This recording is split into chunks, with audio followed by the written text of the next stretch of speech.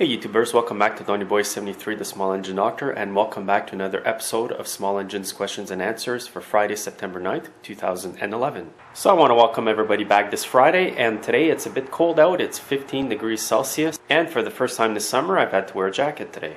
It usually starts to get a bit cooler here in Canada in September, and on the 21st it's the first day of fall, so we're heading towards winter actually.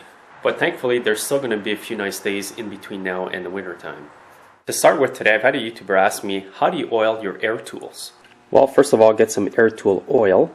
And if you look at your air tools closely, it's usually going to tell you to oil them daily. There it is, and you can see a small arrow pointing toward the connector. So what I've done is put some oil in a small container like this with a small tip. And on this tool here, I have the option of oiling it down here or over here. So you can stick the oiler can in there and just put a few drops, or do it over here on the connector. You don't need too many, like 4 or 5 drops, and that'll do. And let it get down in there. On this little jackhammer here, it points toward the bottom where the connector is, so you would do the same thing over here. Put 4 or 5 drops in there, and that should be good. And make sure to oil your air tools regularly, just to prevent wear and tear inside the internal parts.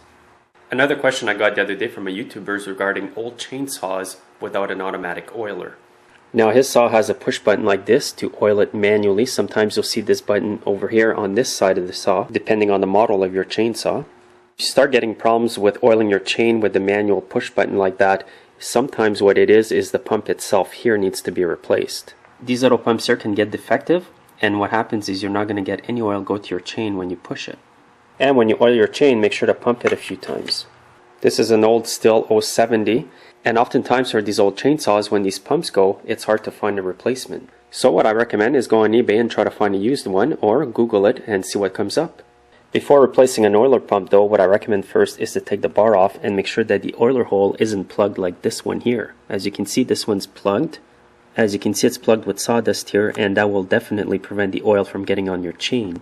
This is what it should look like when it's not plugged. You can unplug this with an air compressor. Make sure to wear safety glasses when you do this though. Make sure to clean the inside of the bar here because there can be debris or sawdust in there, and that can definitely prevent your chain from being lubricated properly. And in case you're wondering what the size of the bar is on this chainsaw, I believe it's a 32-inch. A YouTuber emailed me the other day, and he has an old chainsaw, and on the gas cap it says to mix the fuel at 20:1. That's a pretty oil-rich mixture because nowadays you can go up to 50:1, which is a lot less oil than 20:1. What he asked me is, can he mix the oil mixture a bit leaner? Well, the answer to that is yes. Even if I have an old piece of equipment and it says to mix it 20:1, I mix it 40:1. The reason for that is because the oils today are much better than they were 20, 30, 40 years ago.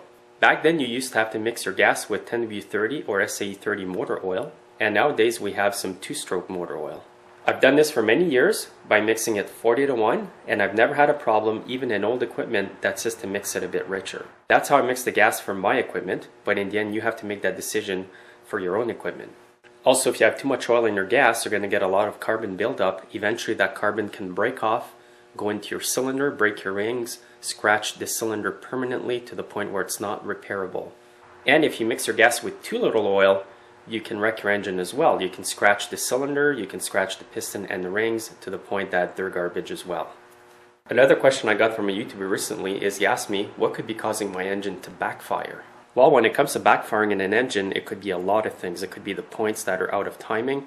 It could also be that the carburetor is dirty. And it could also be that the valves are not adjusted properly or they're just worn out.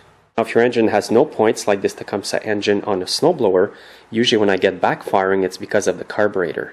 Now, when I have an old Tecumseh engine with points and I know that the carburetor is good and it still backfires, usually it's because the points need to be regapped.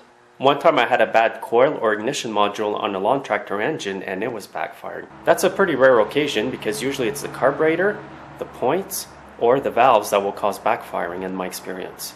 So that's about all the time I have for today. Thanks for watching, thanks for all your support, and we'll see you next Friday. Have a great weekend.